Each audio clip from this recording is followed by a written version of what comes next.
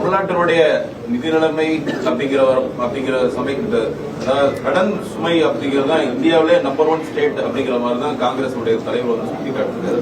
பெரிய ஒரு பிரளயத்தை கிளப்பி இருக்கு. சோ உங்களுடைய பார்வையில நீங்களும் நல்ல பொருளாதார அறிந்தவர் தான், உங்களுடைய பார்வையில தமிழ்நாட்டு இந்த அளவுக்கு கடன் வாங்கலாமா? அதாவது நீங்க நாட்டுடைய மாநிலத்துடைய கடன் பொறுத்த வரைக்கும் கடனை பத்திரம் நீங்க சொல்ல முடியாது. அதாவது மாநில கடன் மாநிலத்துடைய மொத்த உள்நாட்டு உற்பத்தி டெப்ட் டு ஸ்டேட் ஜிடிபி ரேஷியோ அதை தான் நீங்க வச்சு நீங்க கம்பேர் பண்ணுமே தவிர கடன் மாநிலத்தினோட கடன் 2020க்கு முன்னாடி இவ்வளவு இருந்தது, 10 வருஷத்துக்கு முன்னாடி இருந்தது, இப்போ இவ்வளவு ஜாஸ்தியா இருக்கு சொல்றது ஒரு தவறான ஒரு எக்கனாமிஸ்ட் பொருளாதாரம் தெரிஞ்சவங்க எல்லாருக்கும் அது தெரியும். உங்களுக்கு இன்னைக்கு வாங்கின மாநில கடன் பொறுத்த வரைக்கும் தமிழ்நாடு அரசு வாங்கின மாநில கடன் பொறுத்த வரைக்கும் நார்ம்ஸ் விதின் நார்ம்ஸ் கண்டிப்பா விதின் நார்ம்ஸ் தான். நீங்க இன்ஃபேக்ட் இன்னொன்னு நான் சொல்ல, நானு கடந்த அதிமுக ஆட்சியில் 2021க்கு முன்னாடி கிட்டத்தட்ட 27 விழுக்காடு, கிட்டத்தட்ட 26 விழுக்காடுக்குள்ளதான் வந்திருக்கு. அது இல்லாம உங்களுக்கு பல இது நீங்க கம்பேர் பண்ணி பார்க்கும்போது அந்த பாராமீட்டர்ஸ் போய் பார்க்கும்போது நீங்க சொல்ற இந்த மாநில கடன் பொறுத்த வரைக்கும் அது வரமுறைக்கு உள்ளதான் இருக்குங்கிறது தெளிவா நம்முடைய அமைச்சர் நிதியமைச்சர் தமிழ்நாட்டு நிதியமைச்சர் தங்கம் தென்னரசு சமீபத்தில் ஒரு நீண்ட விளக்கம் இது கொடுத்திருக்கிறாரு. உங்களை மாதிரி பத்திரிகையாளர் மத்தியிலும் அதுக்கு உண்டான விளக்கங்கள் இருக்கு. ஆனா இதை பொறுத்த வரைக்கும் அந்த நபருடைய கருத்து பொறுத்த வரைக்கும் ஒரு குழப்பத்தை உருவாக்கக்கூடிய ஒரு கருத்தை தான் நம்ம பார்க்க வேண்டியது. எலெக்ஷன் சமயத்துல ஒரு இந்த மாதிரி ஆச்சரியங்கள் நிறைய வந்துகிட்டே இருக்கு. சோ அது ஒரு ஒவ்வொரு பீரியட் அவங்க வந்து நேரடியாவோ மறைமுகமாவோ சுட்டி காட்டுறதுனால ஸ்டில் கண்டினியூயிங் இது ஒரு பிரஷர் டாக்டிக்ஸா அல்லது மத்திய சர்க்காருடைய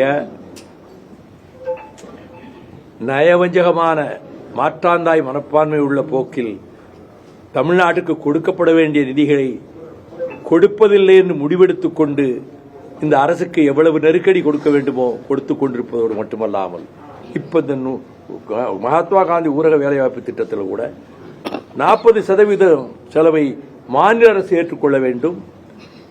எங்கெங்க வேலை கொடுக்கணுங்கிறது கூட இனி மாநில அரசோ அந்த கிராம பஞ்சாயத்தோ கிராமத்து ஆளோ தீர்மானிக்க முடியாது, இனி மத்திய ஒன்றிய அரசு தான் தீர்மானிக்கும் என்று சொல்லி அவர்கள் இவ்வளவு நெருக்கடிகளை கொடுத்த போதிலும் அத்தனையும் சமாளித்துக் கொண்டு தமிழக முதலமைச்சர் அவர்கள் மாண்புமிகு ஸ்டாலின் அவர்கள் இந்த நிதி நெருக்கடிகளை எல்லாம் சமாளித்துக் கொண்டு எந்த மாநிலத்திலும் இல்லாத அளவுக்கு அரிய பல திட்டங்களை பாடசாலைக்கு செல்லுகிற சின்னஞ்சிறுமிகள் சிறுவர்கள் முதற்கொண்டு அவர்களுக்கு முழுமையாக காலையிலே உணவு வழங்குகிற புதிய திட்டத்தை கொண்டு வந்ததோடு மகளிருக்கு பேருந்தில் ஏறினா டிக்கெட் கிடையாது, முதல்ல ஃபர்ஸ்ட் ஆர்டரே அவருடைய அந்த ஆர்டர் தான். அப்படி இந்த நிதி நெருக்கடிகளுக்கு மத்தியிலும் இந்தியாவிலேயே பிற மாநிலங்களை விட மக்களுக்கு சேவையாற்றுகின்ற செய்கின்ற மாநிலம் இங்கே இருக்கிற திமுக தலைமையிலான அரசின் தான், இந்த மாநிலம் தான் என்று சொல்லுகிற அளவுக்கு நிர்வாகத்தை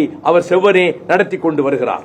அதனாலதான் நான் சொல்றேன், இப்பொழுது போகிற இந்த பயணத்தில் கூட இவற்றையும் நான் எடுத்து சொல்லி எந்த சூழ்நிலையிலும் தொடர்ந்து திராவிட முன்னேற்ற கழக அரசுதான் மலர வேண்டும். அது மீண்டும் திமுக அரசுதான் வரும் 2026. எந்த சூழ்நிலையில் யார் எந்த விதமான கூட்டத்தை கூட்டி காட்டினாலும் சரி. இப்பொழுது திருவண்ணாமலையிலே திராவிட முன்னேற்ற கழகத்தினுடைய இளைஞரணி மாநாட்டிலே பல லட்சம் பேர் பங்கேற்றனர். பல்லடத்திலே 3-4 நாட்களுக்கு முன்னாலே நடைபெற்ற மகளிரின் மாநாட்டிலே 1,50,000க்கு மேற்பட்ட பெண்கள் கலந்து கொண்டார்கள். ஆகவே மக்கள் சக்தியை திரட்டக்கூடிய திராவிட முன்னேற்ற கழகம் திராவிட இயக்கத்தினுடைய வலு சக்தியாக, நேச சக்தியாக, பாச சக்தியாக, வலிமை ஊட்டுகிற சக்தியாக, தமிழகத்தை வாழ வைக்கிற சக்தியாக திராவிட முன்னேற்ற கழகம் இருக்கிறது என்பதை நிரூபணம் செய்து கொண்டிருக்கிறது இந்த அரசு. ஆகவே வருகிற தேர்தலிலும் அவர்களுக்கே வாக்களிக்க வேண்டும் என்பதையும் நான் வேண்டுகோளாக வைப்பேன். அவர்களுக்கே திமுகவே தனிப்பெரும்பான்மை பெற்று அவர்களே மீண்டும் அரசை அமைப்பார்கள் என்பதிலே நான் உறுதியான நம்பிக்கையோடு இருக்கிறேன்.